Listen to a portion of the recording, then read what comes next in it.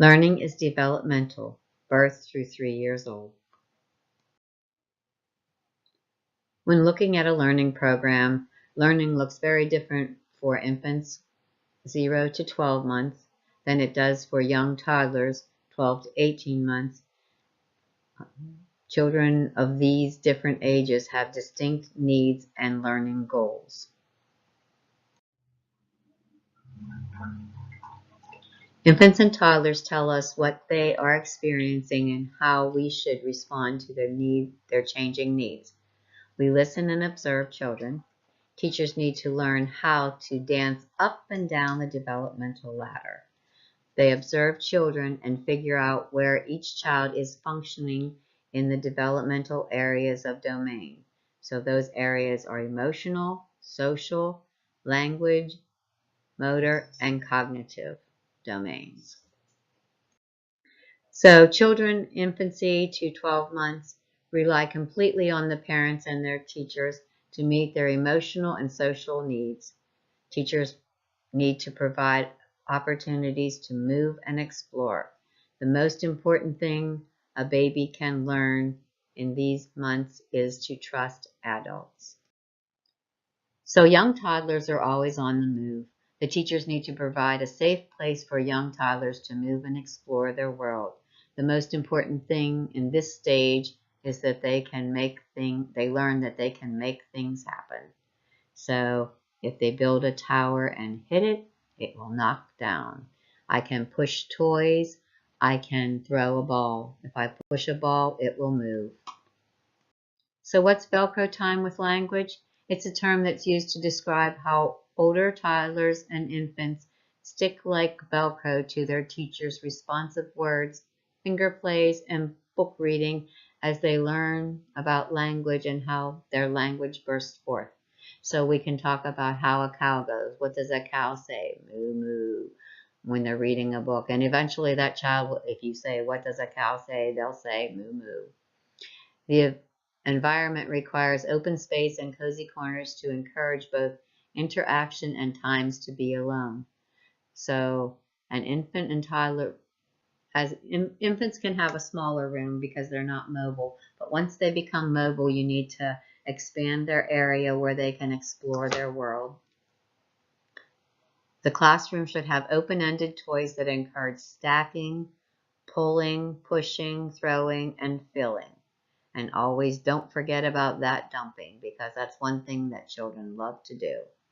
Young toddlers, 18 months, are ready to explore fat crayons, art materials, big beads, and more challenging motor activities. So as we look at our toys, we need to remember that there are many choking hazards, so you need to use your choke tube for finding out whether or not it would cause a problem in your classroom. So a choke tube was basically a tube that you can put things in. If it goes in so far, it's not acceptable because it could get lodged in a baby's throat. If it doesn't go in, then it's okay. If you don't have a choke tube, you can probably use a paper towel roll or a toilet paper roll, but just be very careful to know what is and is not appropriate for the classroom. So older children, so children 18 months to 3 years, need loving, understanding people in their lives that think they're special. These children are very busy children. Their world is a banquet to be gobbled up with their eyes and ears and mouth and nose and fingers. So we want to provide these children with opportunities for discovery and exploration. Older toddlers love to investigate. They love to take things apart and create and explore. Many theorists and researchers belief based on observation that children learn through play. One theorist, Bethelheim, defines play as a child's activity characterized by freedom from all personally imposed rules. Play is an opportunity for pure enjoyment, and it's also important for many other reasons. Children do learn through play. Just watch. So play is vital for the developing child. We learn best when we have fun.